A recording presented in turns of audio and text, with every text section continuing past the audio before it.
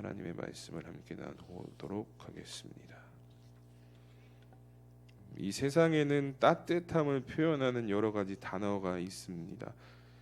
각자 개인의 상황에 따라서 그 단어에는 분명한 차이가 있겠지만 그리스도인으로서 또 성도로서 살아가는 저와 여러분들에게 있어서 따뜻함을 표현하는 단어를 하나 꼽으라고 한다면 동행이라는 단어를 꼽을 수가 있을 것 같습니다.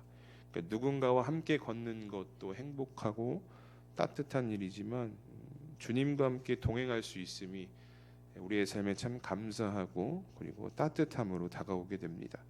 특별히 우리는 지난 부흥의 시간을 통해서 동행에 대해서 묵상을 할 수가 있었습니다. 그리고 그 안에 스스로의 결단을 가지고 어떻게 예수님과 동행할 것인가에 대해서도 다짐을 했던 시간들이 있었습니다. 제가 여기서 여러분들에게 일기를 쓰십니까? 주님과 동행하고 계십니까?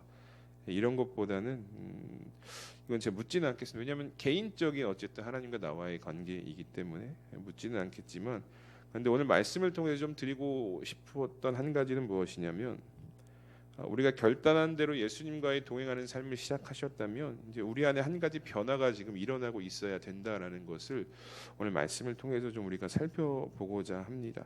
그리고 이 변화를 가지고 앞으로의 일평생 동안 예수님과 깊게 동행하시는 우리 성도님들의 삶이 되셨으면 좋겠습니다. 오늘 본문 말씀을 보시면 이 벳세메스에서 기럇 여아림으로 하나님의 궤가 옮겨져 가고 있는 상황에 대한 이야기가 담겨져 있습니다. 우리는 여기서 오늘 말씀에서 이 기럇 여아림 사람들이 여호와의 궤를 어떻게 대했고 어떻게 그것에 대해서 반응했는지를 오늘 본문 말씀을 통해서 확인해 볼 수가 있는데요. 오늘 본문 말씀 1절과 2절을 보시면 이렇게 말씀합니다. 1절과 2절 함께 읽도록 하겠습니다. 시작.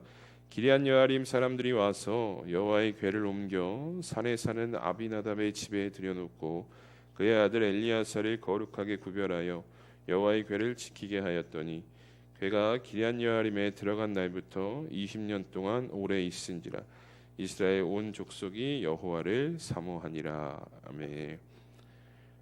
제가 오늘 말씀을 준비하면서 이게 발음이 잘 안 되는 거예요. 기럇 여아림 이게 잘 안 되는 거여서 제가 수십 번 수백 번 하고 왔는데 혹시 또 그냥 발음이 잘 안 되면 먼저 입이 좀 마르는구나 이렇게 좀 생각해 주셨으면 좋겠습니다. 본문 1절과 2절의 말씀을 보면 이제 벳세메스에서 일어났던 사건과 연결되어진 사건인데 여호와의 궤가 처음 도착했던 곳은 이제 블레셋을 떠나서 처음으로 도착한 곳이 이제 벳세메스였다라는 것을 우리는 말씀을 통해서 확인할 수가 있게 됩니다. 이제 그곳은 레위인, 그러니까 제사장들이 모여 사는 곳이었고, 즉 제사장들이 모여 살았다라는 것은 여호와의 궤를 어떻게 대해야 하는지, 그러니까 어떻게 다뤄야 하는지에 대한 분명한 이해를 가지고 있었던 자들이 모여 살던 곳이 바로 벳세메스였다라는 것이죠.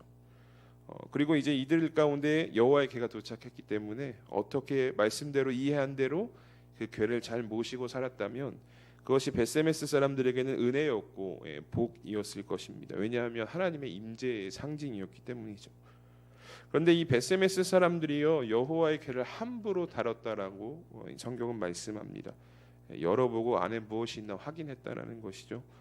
그 결과 하나님의 재앙이 그곳에 임하게 되었고 이제 그것을 견디지 못한 벳세메스 사람들이 이 궤를 기럇 여아림으로 옮기기를 요청했다라는 것이죠. 그래서 오늘 본문에 와서 이제 기럇 여아림 사람들이 여호와의 궤를 가지고 온 것이 이제 오늘 본문 말씀인데 이 기럇 여아림 사람들은요 이 궤를 가지고 온 뒤에 어떻게 진행했느냐 봤더니 산에 사는 아비나답의 집에 들여놓았다라고 이야기합니다. 그러니까 여기서 성경에서는 이제 산에 살았다라고 이야기하는데 이것이 기럇 여아림 성읍과 멀리 동떨어진 곳이 아니라 그 성읍 중에서 가장 높은 곳에 있었던 집으로 우리가 이해할 수 있게 됩니다. 그러니까 가장 높은 곳에 있는 집에 이 여호와의 궤를 모셨고 또 하나 어떤 것을 했느냐 봤더니 이 아비나답의 아들인 엘리야사를 거룩하게 구별하여서 이 궤를 지키도록 만들었다라는 것을 보게 됩니다. 우리가 여기서 한 가지 확인할 수 있는 것은 무엇이냐면 이 기럇 여아림 사람들이요 여호와의 궤를 맞이하기 위해서 모시기 위해서 정말 많은 준비를 하였다라는 것을 우리가 확인할 수가 있게 됩니다. 이 앞서 베세메스 사람들과의 차이점이 분명히 드러나고 있다라는 것이죠. 성읍의 가장 높은 곳에 궤가 놓일 수 있도록 마련했고 또 그의 집의 아들을 거룩하게 구별하여서 그 궤를 지키도록 하였다라는 것이죠. 사실 오늘 본문의 내용은 이게 다입니다. 그런데 우리가 이 짧은 본문의 말씀 속에서 이 예수님과 우리가 동행하기 위해서 우리 가운데 분명한 준비가 필요하다라는 것을 오늘 말씀을 통해서 여러분 우리가 고백할 수가 있게 됩니다. 무슨 준비가 필요하냐? 오늘 바로 이 엘리야살이 준비되었던 그 거룩함이 우리 가운데 준비가 되어야 한다라는 것입니다. 여러분 이 거룩함이라는 것은요 신앙생활을 이어가고 있는 저와 여러분들에게는 굉장히 익숙한 단어 중 하나입니다. 오래된 신앙의 연수 동안 수없이 정말 우리가 설교를 통해서 찬양을 통해서 고백했고 들어왔던 단어이기 때문입니다. 그렇기 때문에 우리는 거룩함하면 가장 먼저 머릿속에 떠오르는 성경 구절이 있습니다. 내가 거룩하니 너희도 거룩하라, 이 말씀이죠. 여러분 우리가 이렇게 거룩하면요 금방이라도 이 말씀이 떠오를 정도로 거룩에 대한 그 이야기를 정말 수없이 많이 들어왔습니다. 그리고 오늘 이 자리에서도 그 거룩에 대한 이야기를 듣고 있습니다. 그런데 성경이 이야기하고 있는 것은 무엇이냐? 얼마나 그 단어를 많이 들었는가, 얼마나 그 많은 단어를 많이 듣고 그 수가 많은가가 중요하지 않다라고 이야기합니다. 성경이 말하는 것은 무엇이냐? 내가 거룩하니 너희도 거룩하라라는 것입니다. 즉, 이 거룩이란 단어를 들어온 만큼 지금 현재 얼마나 우리가 이 거룩을 삶으로 살아내고 있는가를 성경은 중요하다라고 이야기하고 있는 것이죠. 그러면 우리 사랑하는 수함교회 성도 여러분들, 오늘 이 말씀의 증거처럼 얼마나 하루하루를 거룩하게 살아가고 계십니까? 오늘 본문을 보면 이 기럇 여아림 사람들이요 하나님의 궤를 담당할 자를 세웁니다. 아비나답의 아들 엘리야살로 정하죠. 이 과정이 성경에 기록되어 있지는 않아요. 어떻게 엘리야살이 자원한 것인지, 제가 여호와의 궤를 지키겠습니다라고 자원한 것인지, 아니면 누군가의 명령에 의해서 그 자리에 서게 된 것인지에 대한 명확히 기록되어져 있지는 않지만, 그러나 이 기럇 여아림 사람들은요 한 가지 분명한 것이 있었습니다. 그것은 바로 무엇이냐면 앞서 베세메스 사람들이 저질렀던 그 일들을, 그 전철을 우리는 밟지 않아야겠다라는 결단이 있었다라는 것이죠. 앞서 이 베세메스 사람들이 거룩하신 하나님의 임재인 여호와의 궤를 대하는 자세가 굉장히 불량했거든요. 그리고 그로 인해 하나님의 책망과 또 재앙이 그곳 가운데 임하게 되었습니다. 이 기럇 여아림 사람들은요 이 모습을 반면교사 삼아서 엘리야살을 거룩하게 구별하여서 그 여호와의 궤를 지킬 수 있도록 준비하였다라는 것입니다. 여기서 가장 중요한 것이 제가 조금 전에 말씀드렸던 바로 거룩함인 것입니다. 그러니까 오늘날 우리가 주님과 동행한다면, 그 결단으로 삶을 살아내려고 한다면 우리 가운데 거룩해져가는 삶의 변화가 나타나야 한다라는 것이죠. 여러분 이것은요 성경 여러 곳에서 계속해서 우리에게 강조하고 또 강조하고 있는 것입니다. 레위기 19장 2절과 베드로전서 1장 15절에서 16절을 보면 이 하나님은 이 거룩함을 하나님의 백성에게 첫 번째로 요구하고 있다라는 것을 우리가 성경 말씀을 통해서 고백할 수 있게 되는데요. 레위기 19장 2절에 이렇게 말씀합니다. 너는 이스라엘 자손의 온 회중에게 말하여 이르라. 너희는 거룩하라. 이는 나 여호와 너희 하나님이 거룩함이니라. 베드로전서에도 말씀합니다. 오직 너희를 부르신 거룩한 이처럼 너희도 모든 행실에 거룩한 자가 되라.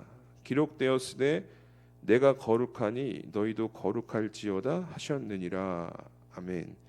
이 성경 여러 곳에서는요 하나님과 관련된 백성들에게 가장 우선적으로 요구하는 것이 바로 거룩이다라는 것이죠. 즉 오늘 우리가 예수님과 동행하기 위해서 우리 가운데 가장 우선적으로 요구되는 것이 무엇이냐? 거룩하게 살아가고 있냐라는 것입니다. 그러면 우리가 한번 생각해 봐야 할 것이 무엇이냐면 거룩이 무엇이냐라는 것이죠. 거룩하게 사는 것은 어떤 것을 말하는 것입니까? 여러분이 거룩함하면 가장 먼저 머릿속에 떠오르는 것은 뭐냐면 죄와 구별된 삶입니다. 구별된 것. 세상과 비신앙적인 것과 구별되어져 살아가는 것을 우리는 거룩으로 알고 있습니다. 예, 맞는 말씀입니다. 이 거룩은요 죄와 세상과 비신앙적인 것과 구별되어져서 살아가는 것을 우리는 거룩이다라고 이야기합니다. 그러면 여기서 한 가지 고민해 봐야 될 것이 있는데, 그러면 그 구별을 무엇으로 우리가 구별할 수 있냐라는 것이죠. 무엇을 가지고 죄악을 구별하고 세상과 비신앙적인 것들을 구별하면서 거룩함을 우리의 삶 가운데에 쌓아갈 수 있느냐 말입니다. 여러분, 이 기준이 우리가 명확하지 않으면 우리의 거룩함은 매일 매순간 혼돈이 되는 것입니다. 이 분명한 구별의 기준이 우리 가운데 있어야 우리의 거룩함이 혼돈되지 않은 것인데, 이 기준이 명확히 서 있지 않으면 우리의 거룩은 이쪽으로 갔다 좌로 치우치기도 하고 우로 치우치기도 하는 상황이 일어난다는 것이죠. 그러면 우리가 거룩함을 위해서 분명히 세워야 할 절대적인 기준이 무엇이냐?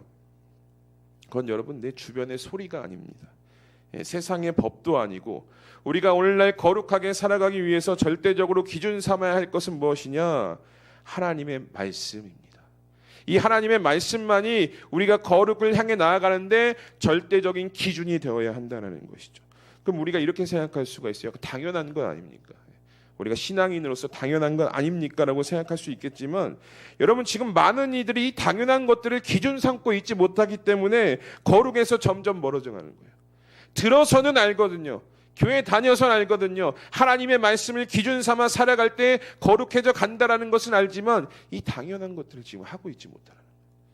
이 당연한 것들이 우리의 신앙의 믿음으로 반응되어지고 있지 못하기 때문에 점점 거룩에서 멀어져 가고, 이 말씀은 예수님과 동행하고 있지 못하는 하루하루를 살아가게 된다는 것입니다. 여러분, 내가 선하다고 생각한 것이 선한 것이 아니라는 거예요.